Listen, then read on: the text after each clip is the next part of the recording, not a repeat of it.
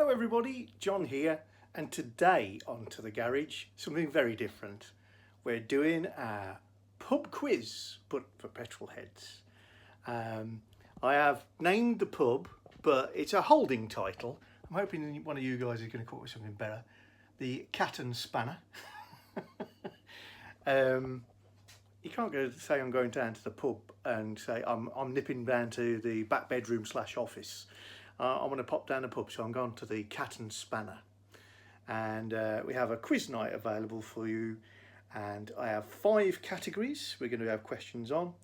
And I've nominally called them X100, Films and TV, Jag Connected, General Jags, Show and Tell, and the last Rev, which is General Petrol Head Knowledge. You actually join me in my actual office. Home office in the UK. We're on lockdown, and out there out the back window you can see Purdy languishing outdoors in the bad weather, because Olive, the T2 transporter, is in the garage, and we've got the T4 alongside, and we've got the Jeep around the corner, so all sorts of things going on. I'm all equipped and ready. I hope you guys have all brought your own brews along. We'll give ourselves a couple of minutes, let everybody else join in before we start our quiz. So this evening I shall be enjoying a Jaguar, a great ale, and if you guys have all tried it, but if you haven't, check out a Jaguar. Very, very nice. It became very, very popular about, I don't know, 2 years ago. Started off as a bit of a crafty ale and went boom. I've got some, I'm a big fan of dark rums. I've got quite the collection. So this evening we'll be sponsored by Kirk and Sweeney's 12-year-old Dominican rum, which you'll be taking from my favourite glass, which my wife bought for me when we visited Scotland. Hence it's probably a whiskey glass technically, but look how thin it is. Feels like you can snap it in your fingers. I've got my salted crisps, my bottle opener, and my favourite jug from my favourite pub, Bar One. The Bar One being the one I actually go to regularly around here. But yeah, if I'm ever in Nottingham, I go to the old trip to Jerusalem. Many pubs claim to actually be the oldest pub in the world, or the oldest pub in this, that, the other place. This one actually does have a bit of a claim, to be fair. 1189, and if you don't know the trip to Jerusalem and you live anywhere in the UK, and particularly if you live in the Midlands, go visit. It's literally underneath Nottingham Castle, and although it's got a facade like that, it's carved into the cliff face. It's in a cave underneath the castle, connected to the dungeons, and by legend it's where King Arthur set off on the Crusades, hence the trip to Jerusalem. Also got my special box basket of bits and bobs for my show and tell. For any of you who are new to the channel, and obviously going to be new to the pub, our channel, which is To The Garage, is all about tinkering in your garage. I'm a very automotive sort of chap. I like tinkering with cars. I like playing around with spanners and hammers. I've got a particular bias towards Jaguars, and within that genre, the XK8 is very much my favourite car. But if it's got 4 wheels on it, I love playing with it. And we're always tinkering, teaching ourselves how to weld, powder coat, cast in the garage, and looking for secrets of the XK8, things to go wrong on the Volkswagen T2, T4. I've got a Jeep Cherokee as well. So if you're not subscribed already, please subscribe, and you can join in on all the merriment in future. So literally going to get my beer into my glass, and then we can get ourselves underway. So a little bit of Doom Bar going in to me tankard, and we'll get underway. So if you haven't already got one, get yourself a pen and paper, and we'll start the pub quiz. Obviously, I can't mark all your answers because the pub is absolutely chocker, and so we're going to risk you all being fair, decent sorts of folks and marking yourselves. And after all, it's just for fun. That's why we're not charging for entry to the pub quiz. So, bottoms up, cheers, kampai, slange, prost, wherever you are in the world. Good health and look after yourself at this most unusual of times. And let's kick on with the first couple of questions in our pub quiz.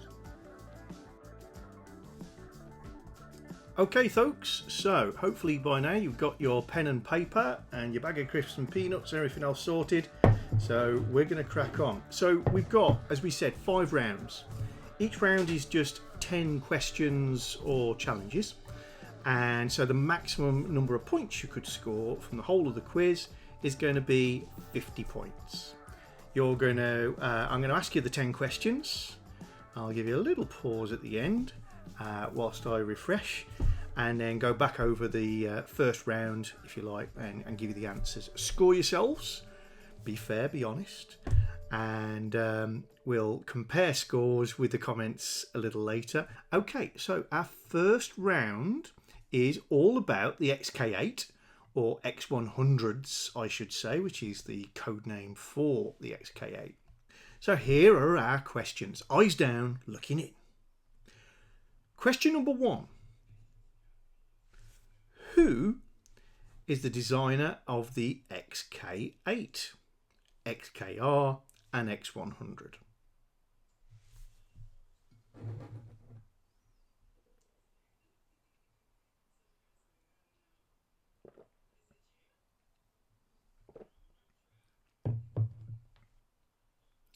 And next question, number 2. With which other non-Jaguar car does the X100, so that's the XK8, the XKR, coupe and convertible, share 80% of its underpinnings? Which non-Jaguar branded car? And I want a make and model on that, please.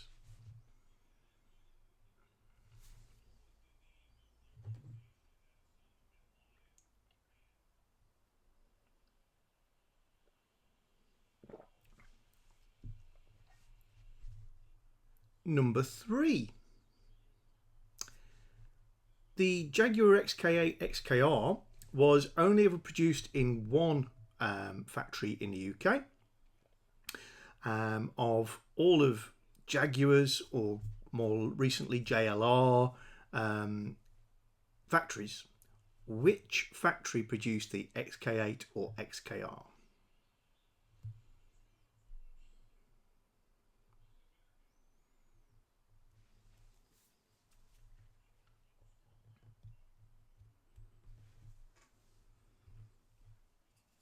Just give myself a little top up.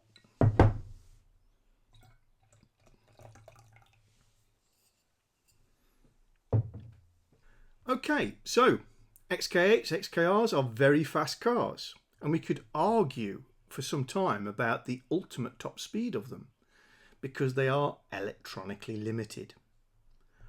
What is the maximum speed of either an X100, XK8 or XKR? They're both identical because they're limited. What is their top speed? And the top speed is in miles per hour. I've got written down, but if you want to answer in kph, that's great, and I'll work away in the background and find out what that is.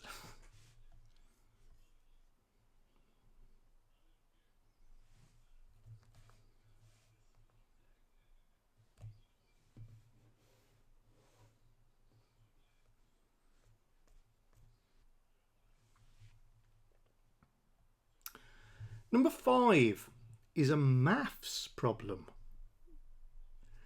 But don't panic. In the XK8 and XKR, please tell me the number of valves,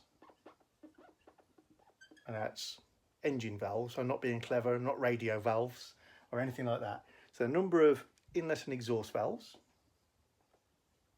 times by the number of cams times by the number of gears equals your answer, please. And we're going to assume there are 5 gears.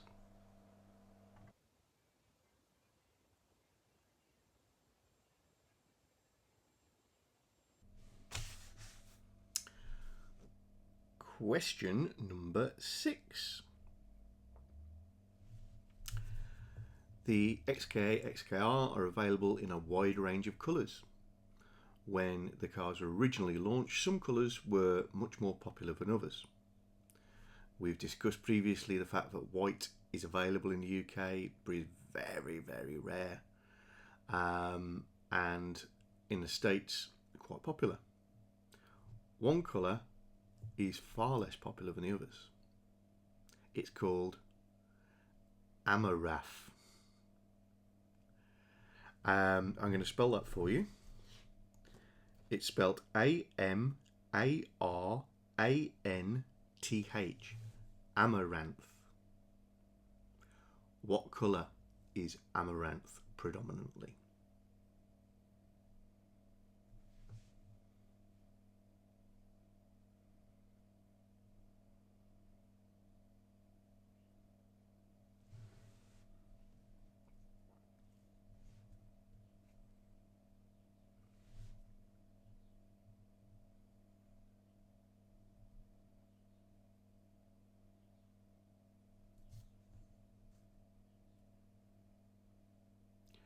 Round 1, question number 7. Some of our cars are fitted with an updated, upgraded suspension system. This was standard on the XKR. It's called CATS. C-A-T-S. But that is an acronym. What does the acronym mean? C-A-T-S. What does it stand for?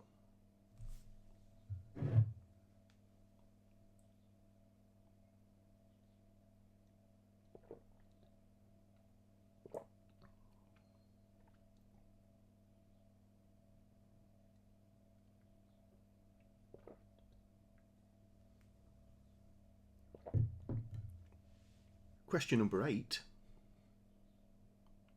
From launch, you could have 2 different woods for your interior. One, and by far the more popular, is burr walnut. What is the other wood you could specify?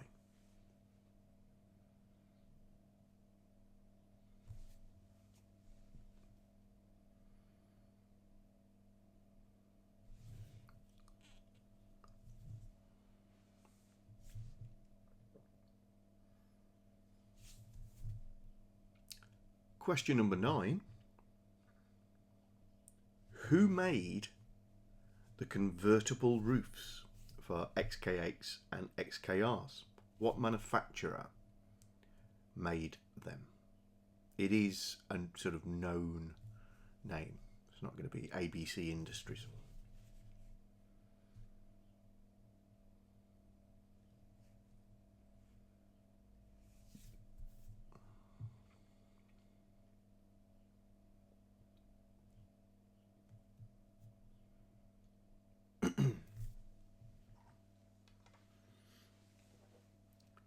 And finally, question number 10. If you had specified a Harman Kardon, I like that name, Harman Kardon premium sound system in your XK8 or XKR, how many speakers would you have? I want you to write down a number and coupe or a number and convertible, either one. And I predict there'll be lots of people going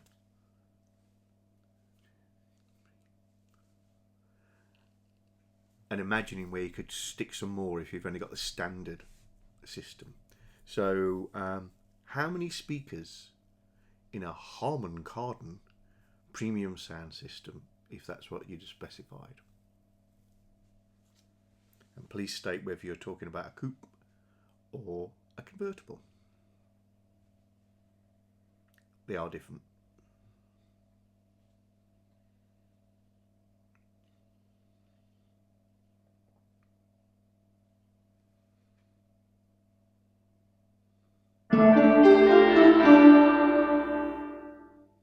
It's time to see how we've all done on round number 1. So you're going to be marking your own questions, no cheating. You're going to give yourself a point if you get them right. You can give yourself half a point if you used the wrong words but you knew what you were talking about. Don't be too generous. So we're going to run through the answers to round number 1. Okay.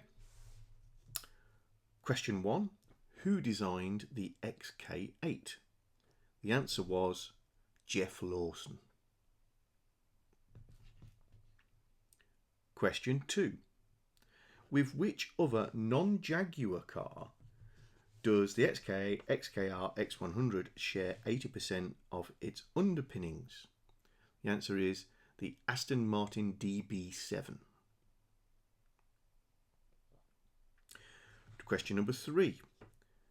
Which plant created the X100? The answer is Castle Bromwich or Castle Brom. Question 4. Our cars are electronically limited to a maximum speed. That is 155 miles per hour. And if you're in continental Europe, then the answer, which I wrote down over here, was 250 kilometers per hour.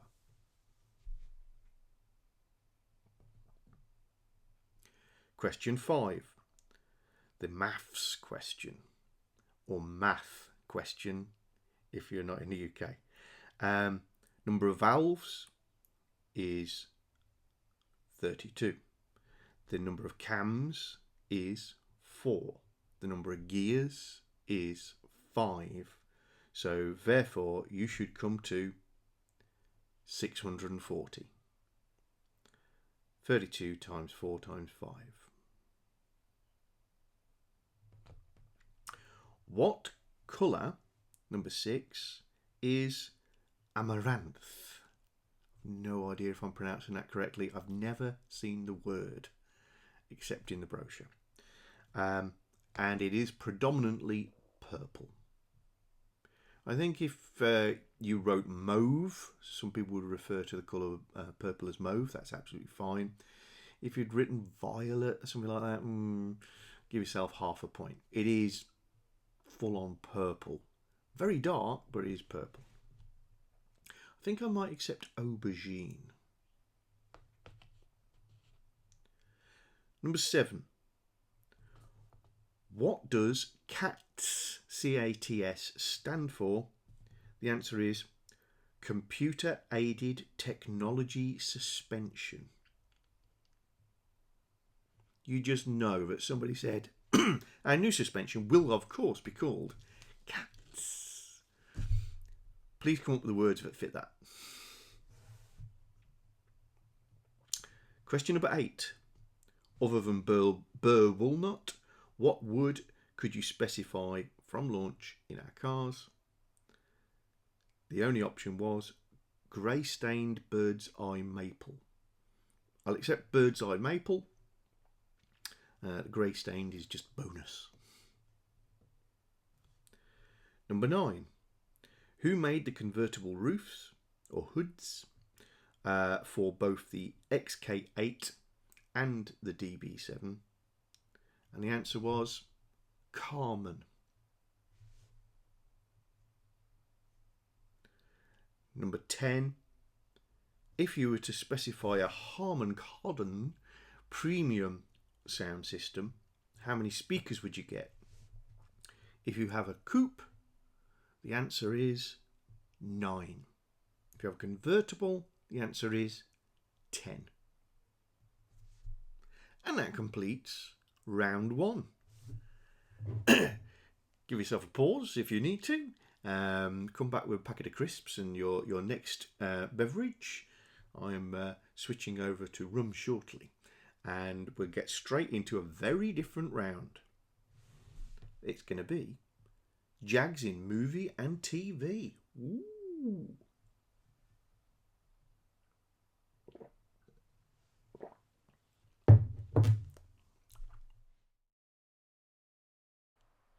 In this round, I'm going to show you an image from a movie or TV show which features a Jag. And all I want from you is the name of the movie or the name of the TV show. I'm going to give you a point for every answer, and for some of these I am going to give a clue after a few seconds. Be honest, if you needed the clue, then give yourself half a point. Question number 1. Which movie is this?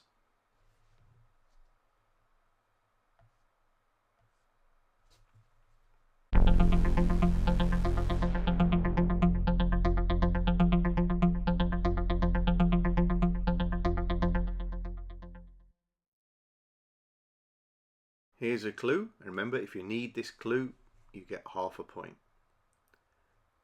This movie is very famous. It's an automotive film, but the stars of the show are generally not the Aston Martin or the 2 Jaguars here. It's another British classic icon.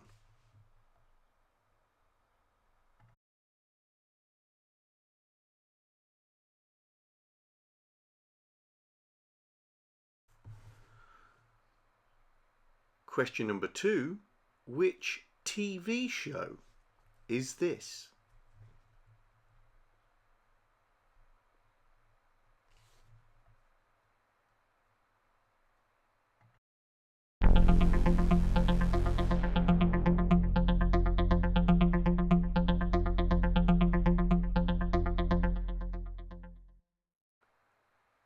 And your clue, if you need it, is that my XK8 is named after one of the characters in this show.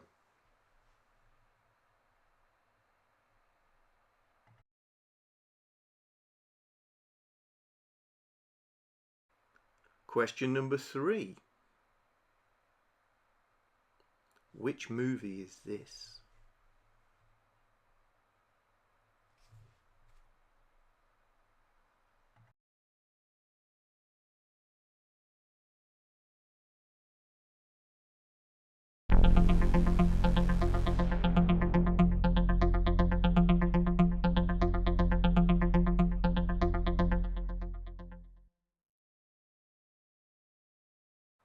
Not much of a clue for this one, but the car is driving on a frozen lake.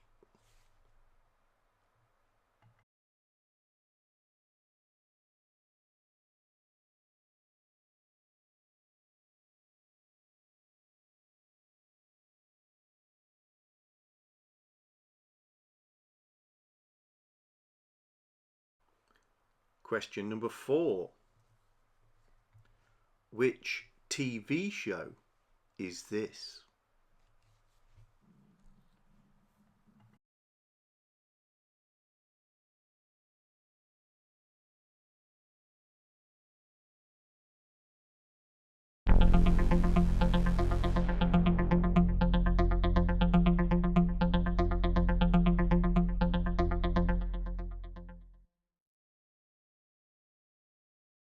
Your clue is this is quite an easy code to crack.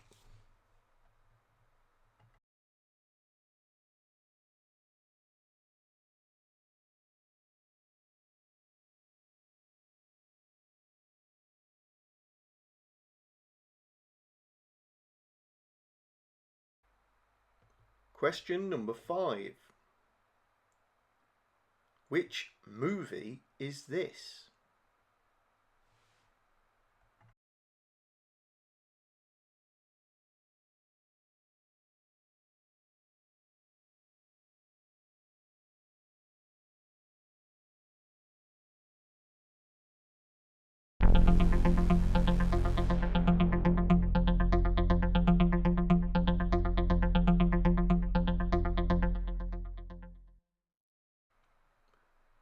Your clue is this car is chasing an Aston Martin.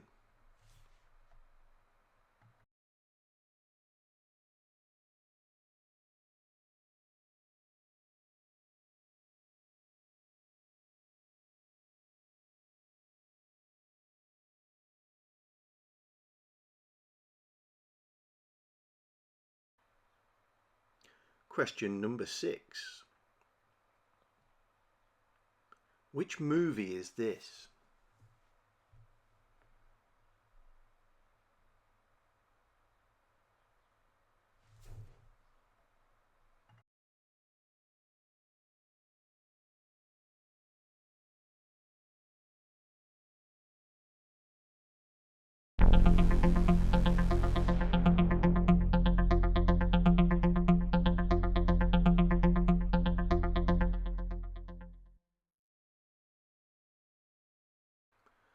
Your clue is that the actor driving the car and waving at the bus is Keanu Reeves.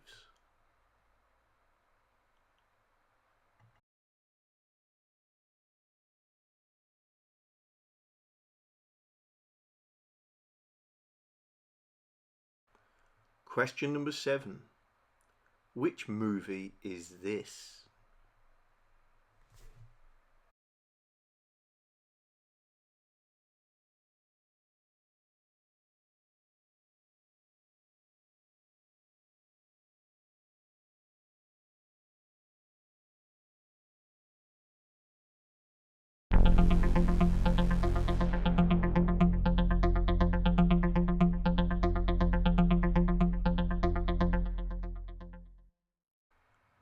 Your clue is the rather scruffy looking actor is Richard E. Grant.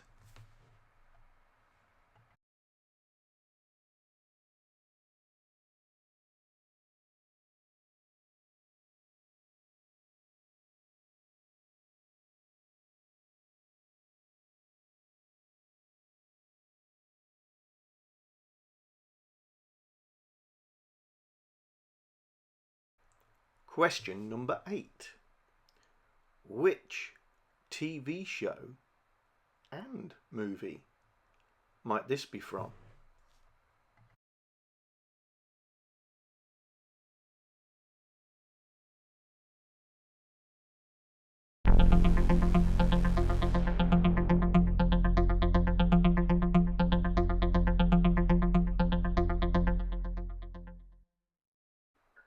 Your clue is he ain't no Bond, but he is a good man.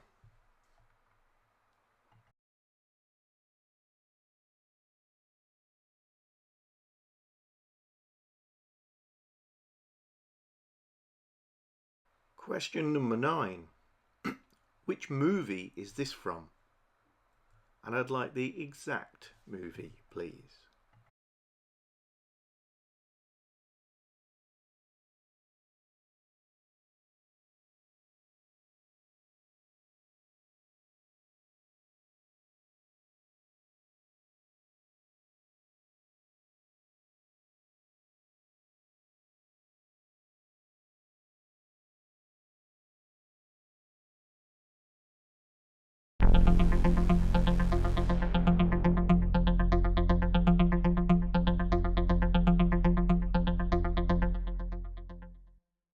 And your clue for this one is the villain in this movie was allegedly from the Netherlands.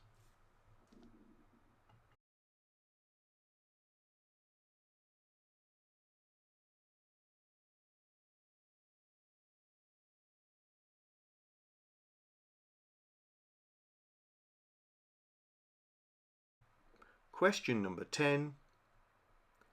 Which movie is this?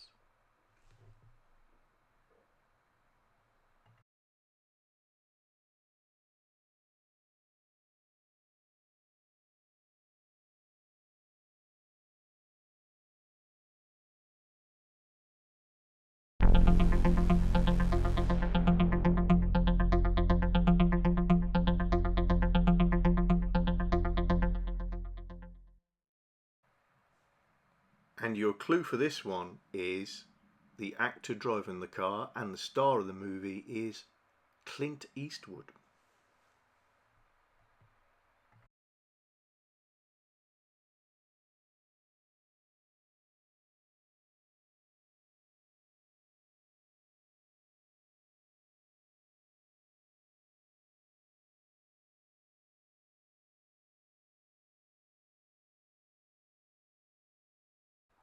Okay folks, it's time to make sure you've got your answers written down. Press pause if you need a little bit more time or want to have a little break. And we're going to go straight into the answers. 1 point if you got it without the clue. Half a point if you needed the clue.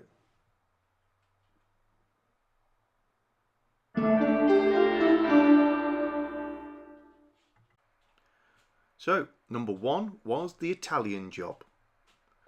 Although it contained all sorts of fabulous motors, it was actually far better known, obviously, for the minis that were in the film. The next one was The New Avengers, John Steed's car being a Broadspeed modified XJ6 Coupe. Also, this show featured Purdy, who my XK8 is named after.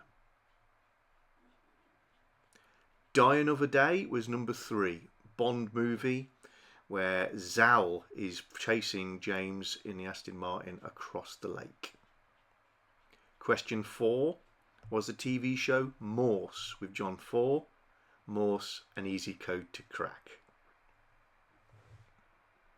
This show was so popular in the UK that amongst non-car folk, the S-Type and Mark II Jag were known as Morse cars for a very long time.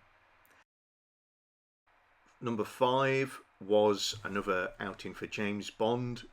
This is Spectre, and the CX-75 Jaguar, which never made it to production, being driven and chasing James in an Aston Martin around streets of Italy.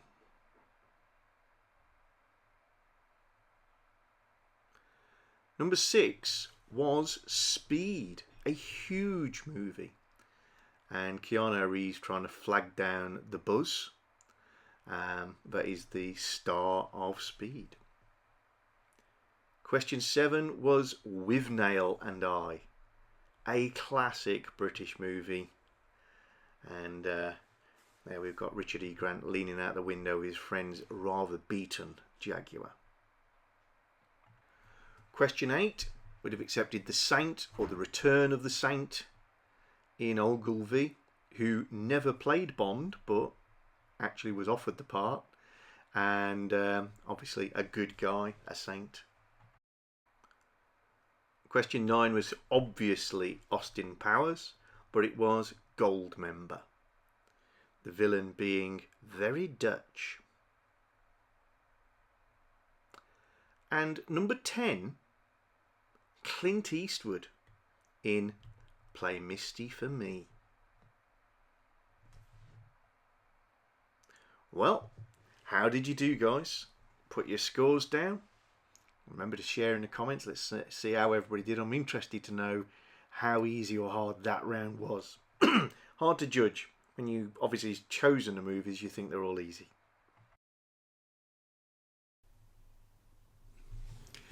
Well, I'm quite enjoying this pub. I don't have to go very far. Right. Go on to the next round in a minute. I'll show you this. Ah, bought myself a part. This came today.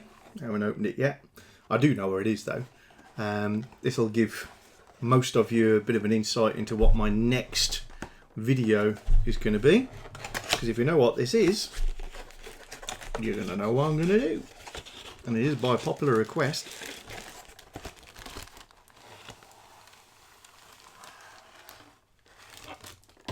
It's not the air filter for the car. Do you know what that is? It's a non-original, because the originals are getting really expensive.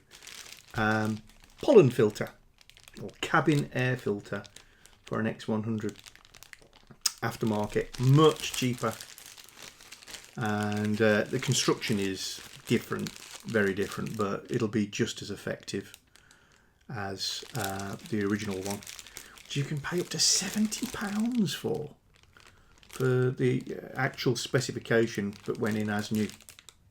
But yeah, this is by Blueprint, who, you know, they're pattern parts, copy parts, but reasonably well regarded. They seem to do a good range of pattern parts, and for I think £29, I was happy with that. You can buy them online for about 12 quid, but they don't show you who's supplying them. eBay specials, and I think quite a lot of them are generic standards that somebody's added a little bit of shape to, and I'm not so happy. Not when you go to all the effort of changing one, because as you'll see in the video, it's not a 5-minute job. Right, I reckon time for the next round.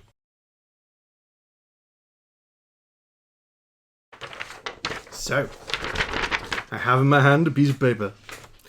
So this round is just general Jaguar trivia and knowledge. So let's see how we go on this. 10 reasonably quick questions. Number 1. What do the numbers in the designations XK120, XK150, XK220 mean? They have a meaning, allegedly.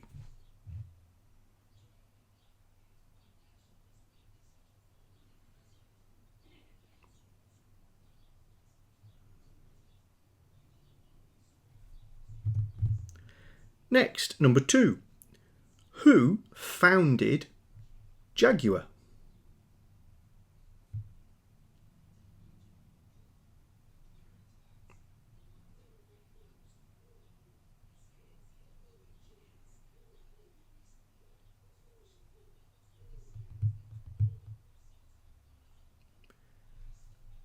Number 3.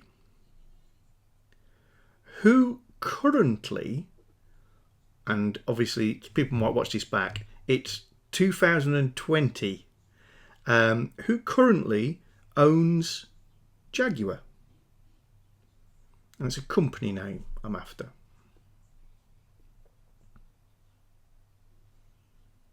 And the company name I'm after is not JLR. Who owns all of it?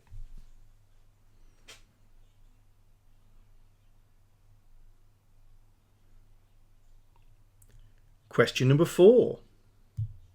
Which of Jaguar's plants produced the X-Type?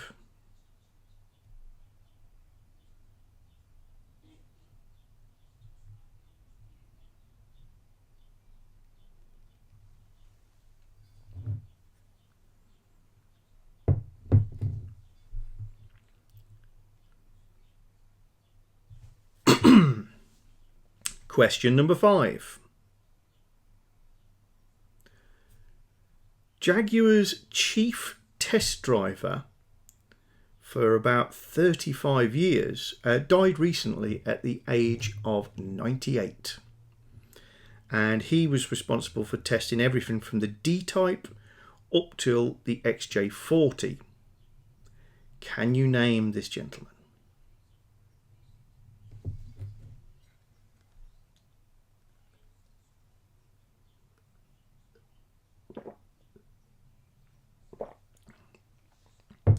Dunbar, good stuff.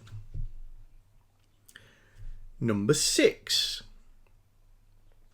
Again, dates change and time moves on, but at the time of writing, Jaguar produced a car that was a 4-door. It went on to take the lap record for the Nürburgring for a 4-door car. I believe it's actually just very, very recently been superseded by another car, I think from Porsche, a Cayenne. It's a very special Cayenne. So, Jaguar held the production 4-door lap record for the Nürburgring until very recently. What was the name of the car that they did it with? By name, I don't mean like Bert. I mean model.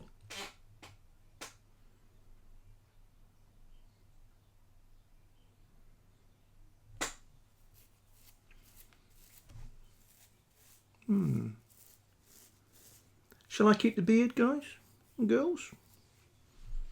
It's low maintenance. I do like the stripes. Next one. This is number 7. What was Jaguar's original brand name before Jaguar?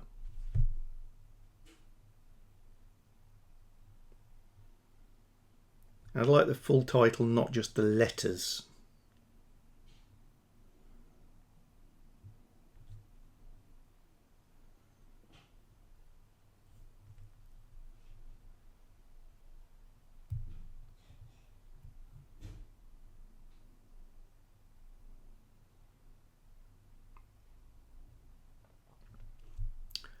Question number 8. What was the first all aluminium Jaguar?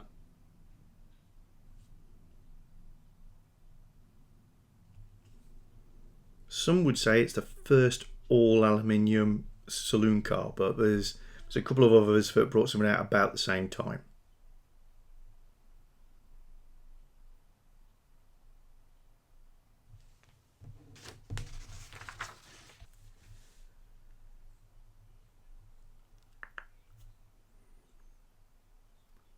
Number 9.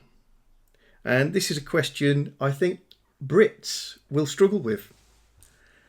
Let's see. Interested in your comments on this. Do you know this and you're British? With which American car did the S-Type Jaguar, and I mean the recent S-Type Jaguar, sort of early 2000s car, with which American car did the S-Type share its underpinnings? The American car actually came first. They were co-developed though.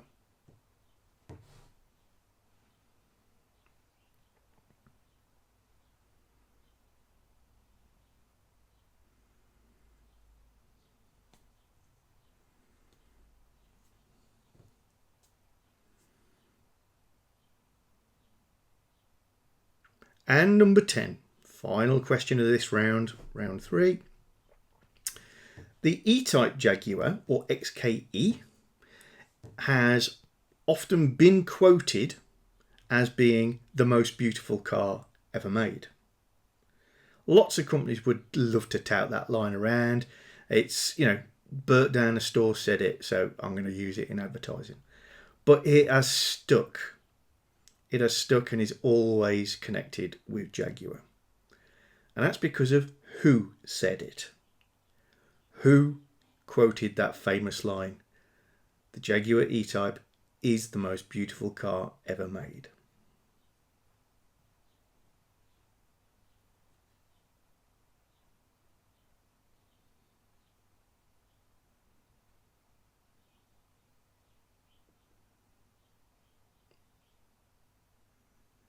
Okay, that's the end of the round. So make sure you got your questions scribbled down before we reveal the answers. And we'll have a little look. Again, remember to share your scores at the end. I'm interested to see what people are scoring. And are you a Brit and know that American one? I don't think that's common knowledge.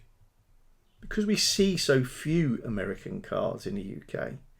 Maybe outside of Corvettes. I'm not sure if it's common knowledge or not.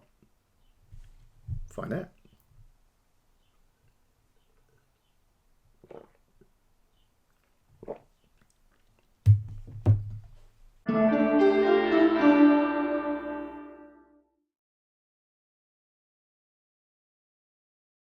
Okay, guys and girls, here are our answers to round number 3. What do the numbers in the designations XK120, XK150 mean? They indicate the top speed, slightly optimistically, of each of the models. Question number 2, who founded Jaguar? That will be Sir William Lyons. Number 3. Who currently owns Jaguar? And that is Tata Motors. Number 4. Can you name the Jaguar plant that produced the X-Type? And the answer to that will be Halewood, occasionally known as the Liverpool or Speak site. Who was the chief test driver D-Type to XJ40 who recently died? That was Norman Dewis OBE. Top man. Number 6. What was the fastest 4-door car around the Nürburgring until recently? Production car, obviously. And production is debatable. It's relatively limited. It was called Project 8. It's a variant of the XE. I think it shares about 6 parts with an XE, if I'm absolutely honest, because most of the bodywork's carbon fibre. But yeah, that managed to lap in 7.23 minutes. It's 0.23, I mean 7 minutes 23 seconds, sorry. If you've ever been to the Nürburgring, I have a couple of times been very lucky to take round a couple of my own quicker cars. I'm no racing driver, I've dabbled. But yeah, 11 minutes and then some. How's he managed 7 minutes 23? That's really quick. Number 7. What was Jaguar's original brand name? And before it was Jaguar, it was Swallow Sidecars, which was abbreviated to SS once the cars started to come on board. Number 8 was, what was the first all-aluminium Jaguar? And that was the 2003 XJ, also known as the X350. 9, the one that intrigues me to know if it's common knowledge or not. With which American car did the 2000s S-Type share most of its underpinnings?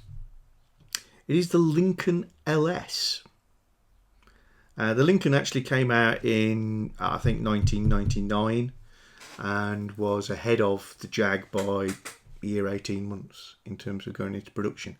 Both co-developed by the same team, and the LS, I think, uses the Jaguar V8 in a V8 version, a Jaguar Petrol V6, and there's a Ford engine available as well.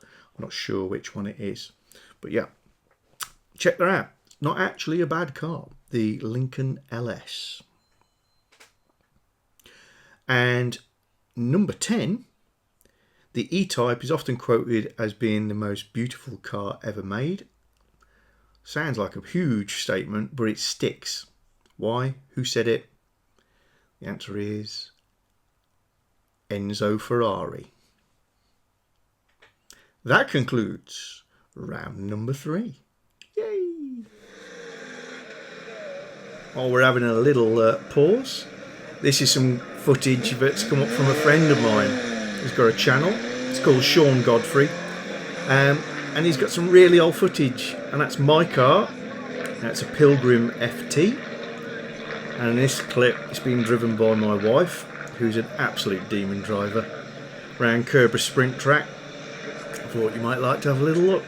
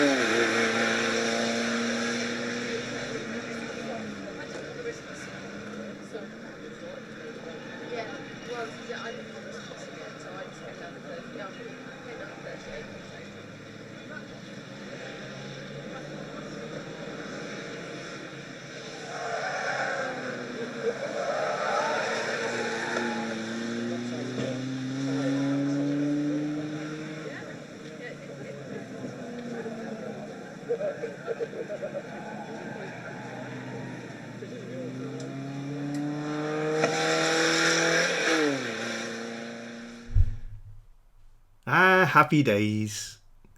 I always associate seeing pictures like that with the smell of burning rubber. Great fun. And thanks, Sean, for sticking those on a channel where myself and other members of the old car club can get access to them and enjoy them. Right, so I think it's time for round number 4 and the most random of all the rounds. So that is show and tell. So the idea of this round is for you guys to identify certain items. They could be tools, car parts, or random car associated stuff. So where are we going first? Question number 1. Can you identify this tool? So let's just give you the tour. It's quite heavy, very solid. You can see the thickness is similar to my finger. There's a handle with a bit of, I don't want to say heat shrink, but it's probably more of a moulded on plastic. It has a slot in its end, and this collar, which has a grub screw in it, allowing it to be slid further up or further down that shaft. What is that tool? And you can have a point if you give it its proper name, or if you, to your own satisfaction, describe what it's for.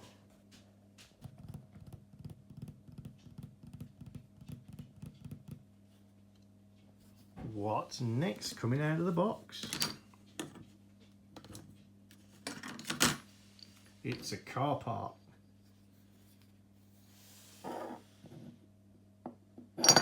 It shouldn't be corroded like that.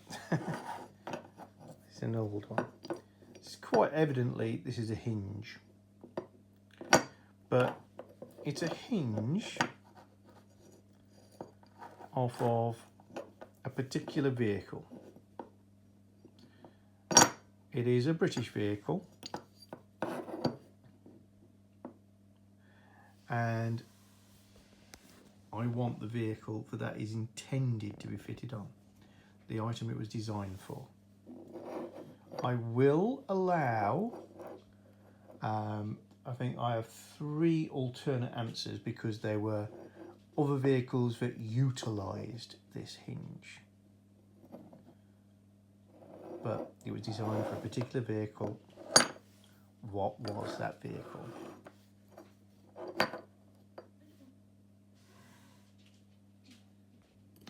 Item number 3 is a car badge or mascot.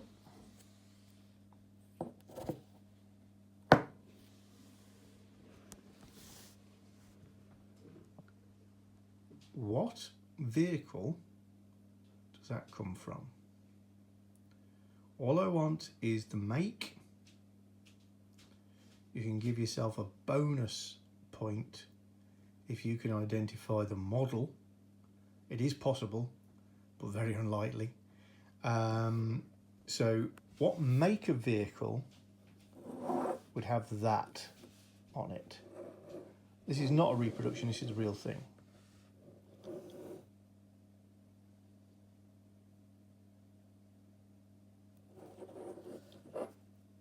Very heavy.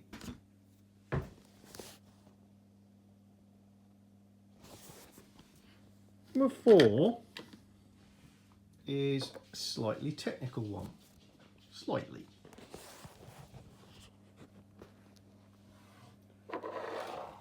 This is a rotor arm.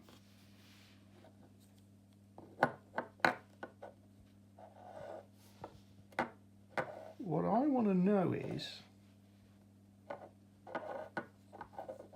what is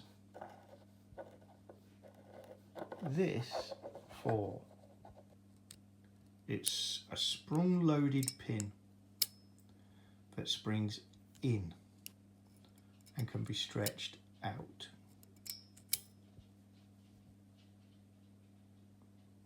What is that?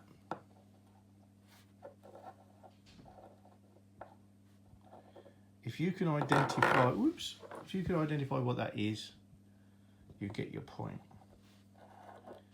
If you can identify what the rotor arm is off, you get double points, you get 2 points.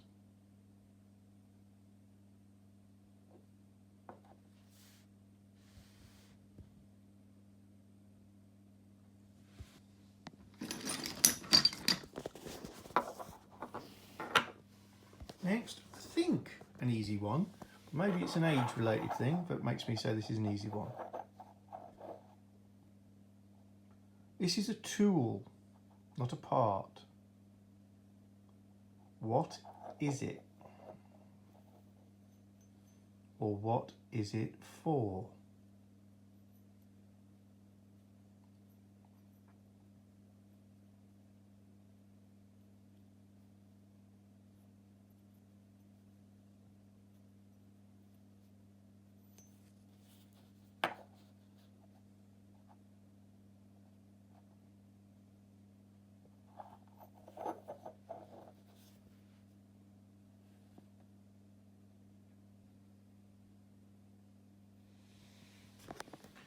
Right, we're going to do another one. This is number 6 and is another hinge. One very different.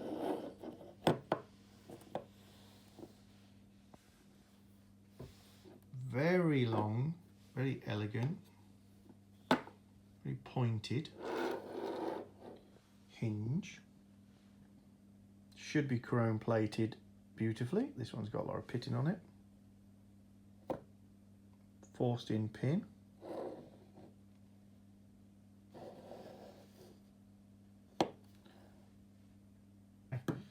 It's attached to your panel.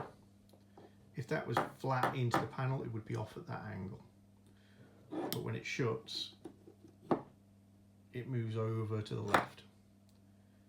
So it's got some really quite strange geometry about it. I guess you'd say that's about 15 degrees, the angle on the end, and the hinge pin follows that angle. What is that hinge off?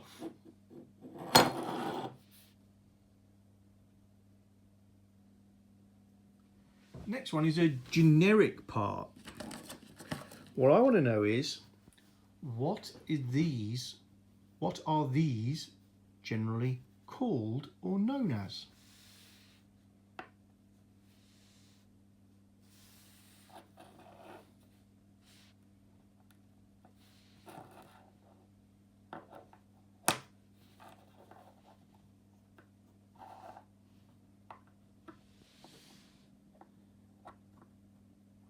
This is a very small example of something that comes in a wide variety of sizes.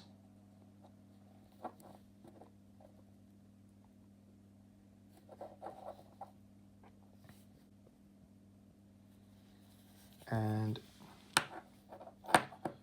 this has a thread.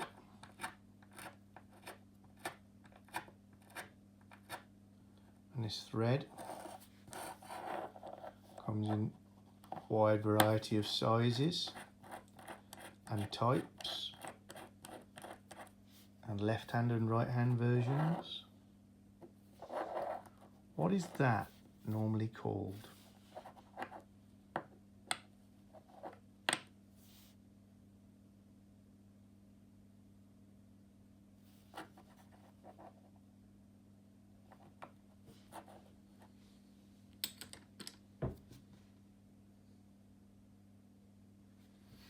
Okay, we're going to go on to number 8. It's another tool.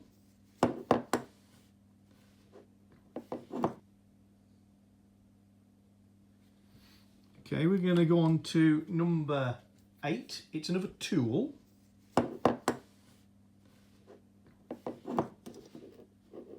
And this one's got a brand name on it, so I'm going to cover that up because the brand name may give you some ideas.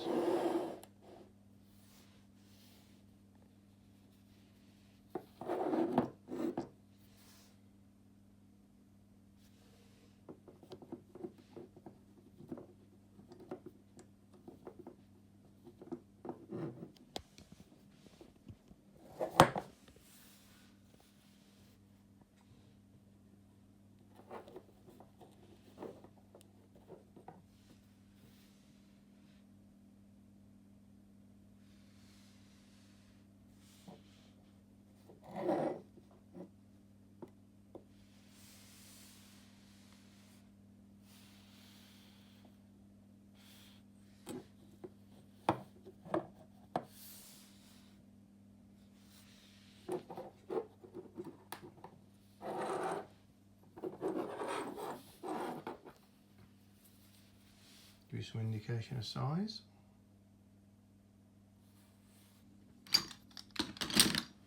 Next one is another tool.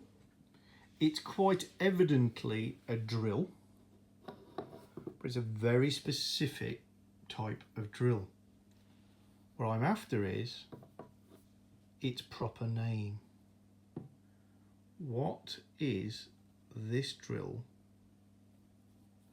called?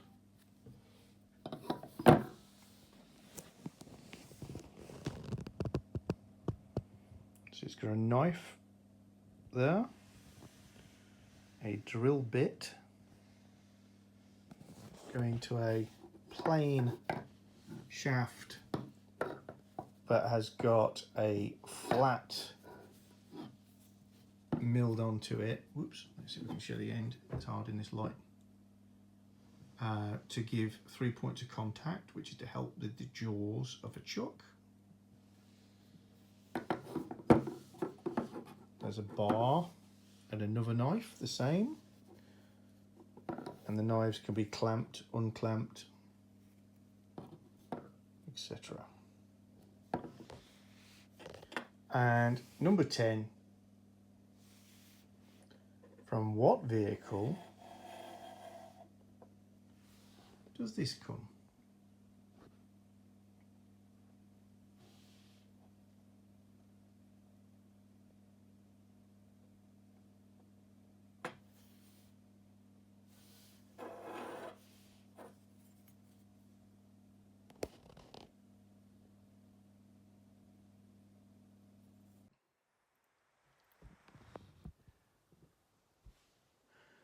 Okay, so time for me to get a little bit of Kirk and Sweeney, and for you guys just to sharpen your pencils, make sure you've got your answers down, confer if you're with friends, tell me how to get the cork out of the bottle. We're out. It's the good stuff.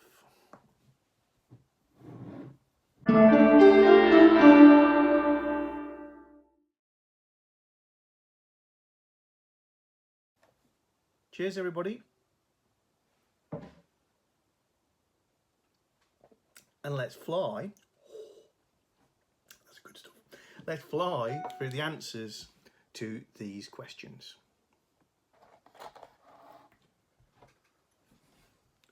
Number 1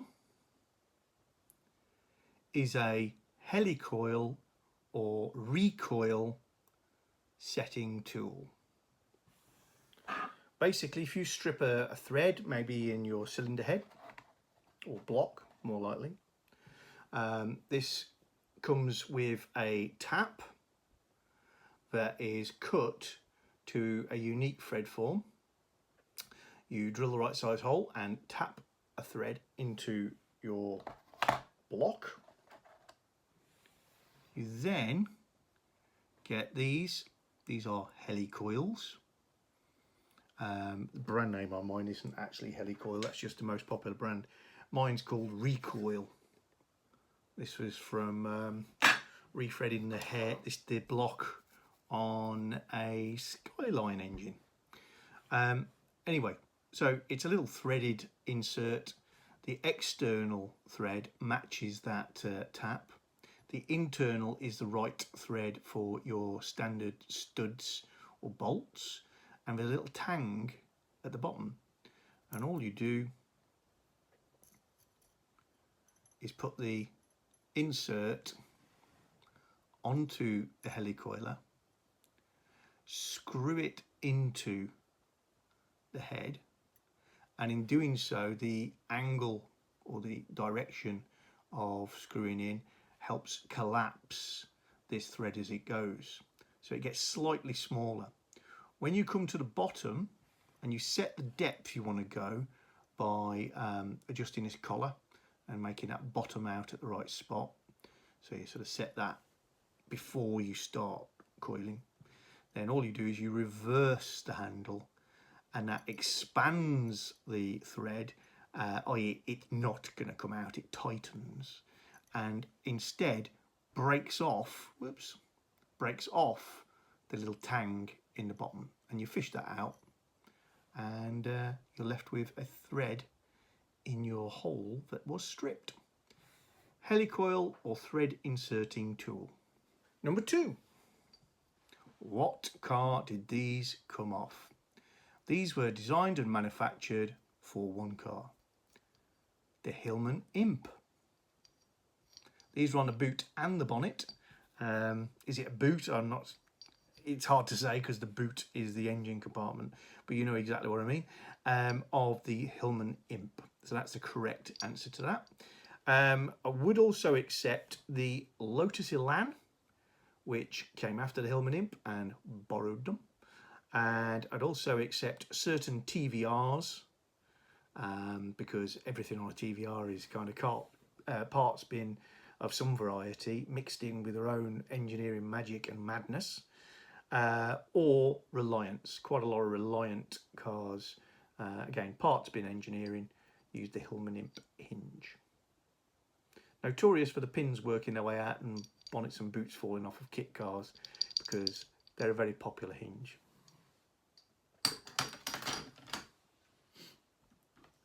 Number 3. What was that mascot the emblem of? And the answer is Rover cars. The Viking, and then later the Longship prow with the sail, was the logo of Rover cars. And that is actually the Rover mascot from a Rover P4, if anybody's interested. The next one was a slightly technical question. Rotor arm. Even the colour says rotor arm or dizzy cap. It's a very distinctive colour. What is the little spring-loaded element in here? It's sprung in, it gets pulled back in. This is a rev limiter. This sets an artificial red line for your vehicle. It works by, as it spins inside the distributor, the end of this is just heavy enough under centripetal force to start to pull out, and eventually it makes contact with that little black pin and shorts, effectively causing a misfire, and therefore your car goes until the engine slows enough that the little sprung loaded device pulls itself back and kicks back up. So you get, and it's a governor or rev limiting rotor arm. Cool, eh? And if you've got real keen eyes and some really quite sad knowledge, that is the rotor arm from a Volkswagen T25 1.9, but used on quite a few of the flat 4 later Volkswagen engines as a rev limiter. Next one was a tool. This is number 5. And for some of you, depending on your age, Brooks may have given a clue. Brooks were a famous cycle manufacturer. This is not actually for a bicycle, but the connection is there. This is a spoke key to tighten wire wheels. So the wire of your wire wheel, imagine that's an incredibly thick wire on a wire wheel, would sit in the key like so, and you'd slide it down the spoke, and the flats either side of there would engage on the nut section at the bottom, and then you'd spin this on the kit, on the spoke, in order to tighten or loosen it. It has to be quite small because it's got to pass by the other spokes, and the hole in the middle enables you to put something in to help you turn and lever it, etc. That is a spoke key for different size spoke nipples. The next one was another hinge. Oops. This very long pointy hinge with the unusually offset hinge pin. That means it opens at funny angles. Is, I hear you shouting it, it's a Morris Minor. And on a Morris Minor it doesn't open up like that. It's mounted like that. And it's the bonnet hinge, and it opens vertically. But the panel it's attached to is canted over. So you've got handed hinges going onto this very curved bonnet, but they actually open vertically. Number 7 was a generic item. It's one of those things where if you know where it is, you're going, oh, really? That's not even a question. But if you don't, you don't. That is a rose joint. Very often we hear about people say, oh, I've rose jointed all the suspension. What it means is every arm and linkage, instead of having a rubber bush, has one of these total metal construction, a hole which is in a spherical bearing. The housing can move in 3 dimensions and pivot left, right, up, down, every direction. And the thread allows adjustability on the length of an arm. This is a tiny, tiny one. And I've put about 30 of those so far into my soapbox, my gravity racer, because I'm daft and I'm making a gravity racer with rose jointed suspension. Because it's a race vehicle, obviously, so I want perfect geometry. Rose joints. The tool is a brake pipe clamp. So if you're taking the brakes off your car and you need to disconnect your brake hoses, your flexible hoses, you don't necessarily want to lose all of your fluid from your hoses, and you don't want to have to bleed everything back out. So you put the hose in here and trap it. And because they're cylindrical, the idea is it doesn't do too much damage. You trap the hose in there, put the clamp over the top and tighten until it closes down the hose. Wouldn't recommend using it on a modern braided hose because you'd apply so much pressure you would damage them. But on a rubber hose, very effective.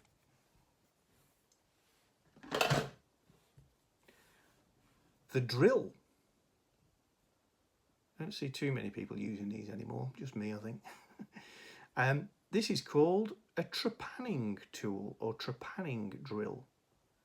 Trepanning meaning to make a groove. It's used to cut holes where you wouldn't want to have a drill bit that was cutting the entire bulk of material that diameter out. So instead you cut by scraping a groove around a central hole, and then the whole core drops out. You could use a hole saw, which is a far more common tool, certainly for woodworking. but the whole saw has a huge contact area, and for certain applications the power needed to drive all of those teeth in contact with the surface you're cutting can be quite excessive, and it can generate an enormous amount of heat. So a trepanning tool only has 2 points of contact. It can drill a very large hole, as long as that bar as a diameter, with a relatively low powered drill. So that is a trepanning tool. And the term trepanning actually comes from drilling holes in people's skulls. We're not going to that today. And the last item on our list was number 10. What does this badge belong on? And again, it's one of those, if you know it, you know it. It's going to be instant. You're not going to have to think. It's an Austin Healey 3 litre, or Big Healey, as people used to call them. And that is its boot badge. I had a Austin 3 litre replica, and that's one of the badges I salvaged. I put one on that was in better condition than this, but I saved this one just as a keepsake. Keepsake. More rum, I think. So, tot up your points. How well did you do in the show and tell box round? Make yourself a little note.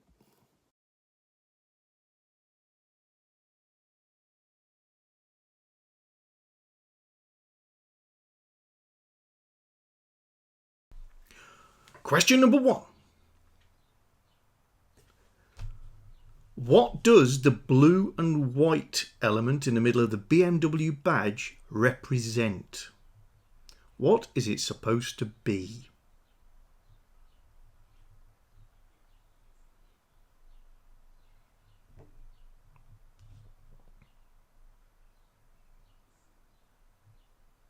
Number 2. The very first car radio was fitted in 1922 to a production car. Who was the car maker? What brand?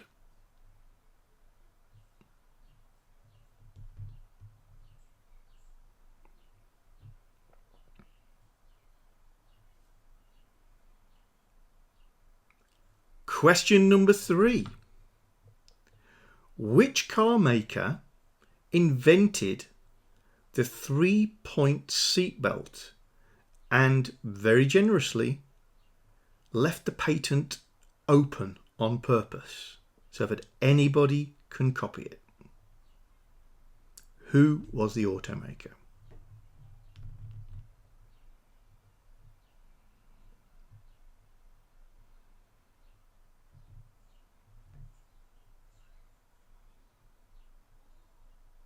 Question number 4. What is the highest selling car name, car badge, if you like, since the beginning of the car? So what single model as a name, model name, has sold more than any other model name? And a clue is, it's a big number. We're talking 44.1 million cars.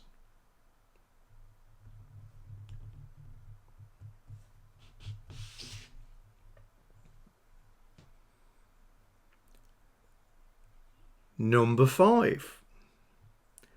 What was the world's first purpose-built motor racing circuit?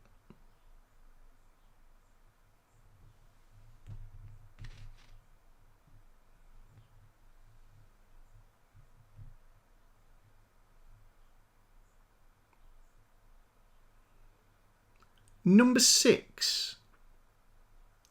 What was the world's first production turbocharged car?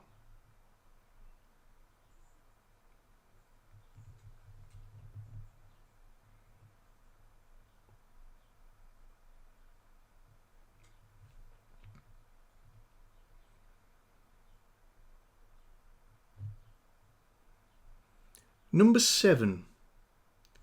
What car has the highest recommended red line, the highest RPM limit on a 4-cylinder engine? What is the car with the highest red line on a 4-cylinder engine?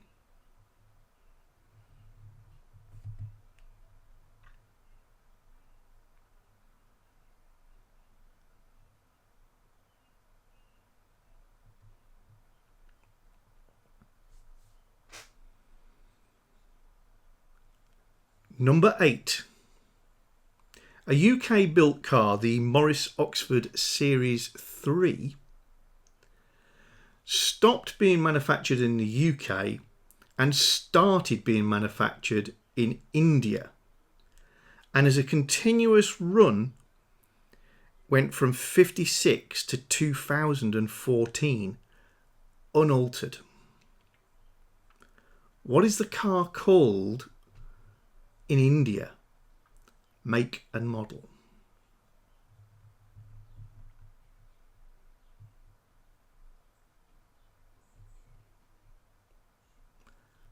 Number 9. What was the last 2-stroke car to still be in production? Make and model.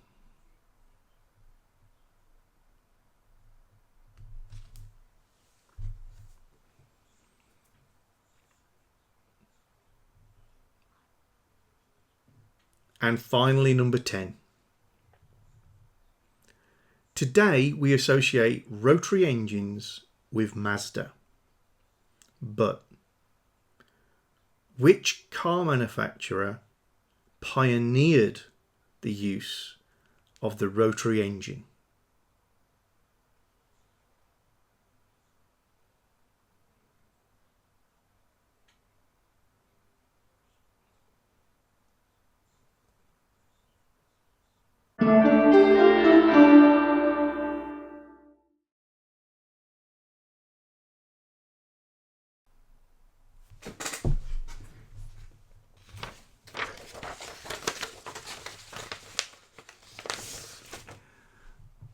Okay, pens down. Here are the answers to the final round. Round number 5. Question 1. What does the BMW badge represent?